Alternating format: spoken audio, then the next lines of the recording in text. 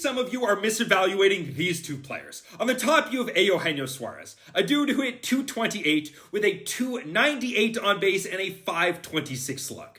Down here, you have Xavier Edwards, a dude who hit 283 with a 343 on base and a 353 slug. Which do you think is the better hitter? And before you call me an analytics nerd who never played the game, please just give me a moment. Can we all agree that not all hits are created equally? That a home run and a single don't hold the same value? Of course, we all know that. And once we agree on that, it's just a matter of figuring out the value. For example, which of these is a better game? 2 for 4 with 2 singles or 1 for 4 with a home run? What do you think? If you picked the game with a home run, you think a 250 batting average with a home run is more valuable than a 500 batting average with 2 singles, right? And all of us can put our own value on an outcome. How does an out compare to a walk, compare to a single, compare to a double, and so on. Now, one of the stats I really like is called weighted on base average, or WOBA. And this year, it calculated the run value of every outcome like this. You'll see here, 3 singles equals about 1 home run, which kind of makes sense. Now, you don't have to agree exactly with these values. Maybe you think a single is worth more relative to a walk.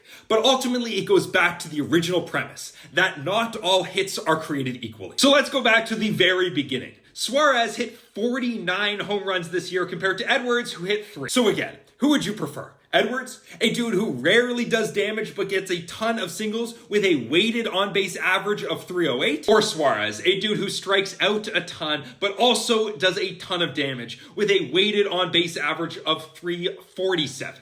What do you think?